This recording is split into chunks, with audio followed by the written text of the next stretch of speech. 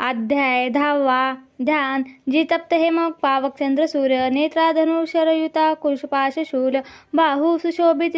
जिचे शिवशक्ती रूपा कामेश्वरी हृदय ध्यात धृतेंद्र लेखा। ओम ऋषिर्वाच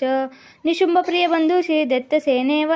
दैत्यसेने सवे मृत पाहो निशुंभ सक्रोधे बोले तो अंबिके प्रति गर्भार्ध होशिका दुर्गे मान्य त्यावर्त हे तुझी सहाय्य तुझे सर्वाचे तेने विनय हो तुझा। देवी उवाच दृष्टान्य नसे कोणी मीसे कटी जगी माझ्या विभूती या साऱ्या मुद्रूपी मिळती पहा ब्रह्मानी आदिर्या देवी अंबेच्या देही लोपल्या अंबिका एक संग्रामी पाही महावली। देवी उवाच माझ्या विभूती ज्या होत्या मद्रूपी लीन होऊन एकटीरणी मी येथे स्थिर व्हावे तू अशुरा। ऋषिर्वाच पाहती दानव देव संग्रामी शुंभ अंबिका भयंकर खेळती युद्ध वीरत्व कोण वर्णिल शस्त्रार्थ बाणवर्षी लढतील ते परस्पर भीषण युद्ध ते वाटे विस्मयकारी याजना दिव्य शस्त्रा अंबिका सोडिशत संख्या युतावरी शुंभ निवारक अस्त्र विच्छिन्न करी सत्वर दिव्यास्त्र शुंभ जे टाकी देवी हुंकार गर्जनी तोडी तेव्हाच अस्त्रांना अद्भुत परमेश्वरी असुर तो टाकी बाण शस्त्रात देवी झाकली सक्रोध बाण मारुनी देवी तोडी धनुष्याची शक्ती सोडी महादैत्य येतात अंबिकेवरी देवीने चक्र मारुनी शक्तीमध्येच तोडली शतशशी दीप्त ऐशी ढाल घे तलवार तो चौताळून क्रोधे धावला देवीचे वरी चंडिकेने धनुष्याने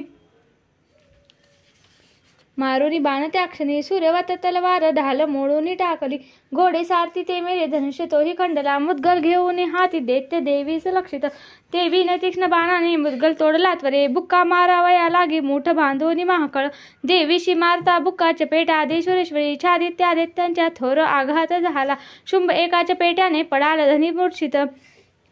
पूर्वत पुन्हा झाला संग्रामशी उभा तिथे पुढे तो अग्नी गेला आकाशी देवी पडली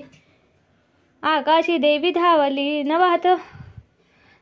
लढती दोघे शुंभ देवी महाबली बरेच युद्ध पाहता नेत्री सिद्ध आणि मुनिजन आश्चर्य करती चित्ती काही आकाशी शस्त्र दाटती बरेच युद्ध होताना काळ गेला तिथे किती उचलून या शुंभाशी पाडी भुवरी देवीती तो दृष्ट उठला वेगे तेव्हा सावध होनी मारावया चंडिकेशी पुन्हा आकाशी धावत दैत्यराज शुंभ आला पाहुनी आपल्याकडे त्रिशूल फेकून देवी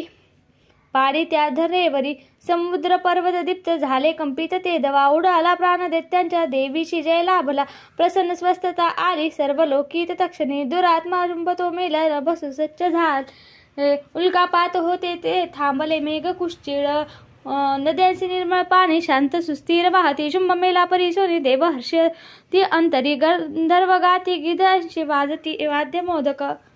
अप्सरा तालाशी धरोनी नाचती नभी वायू सूर्य सुपावन वाहे सूर्य कर प्रकाशित प्रज्वल राहाला अग्नि भीषण शब्द थांबले। श्री अच्युत विराची या प्राकृत भावात टीका मार्कंडेय पुराणे सावर्णिके मन्वंतरे देवी महात्मे दशमोऽध्यायः श्री कुलदेवता चरणार्पणम्।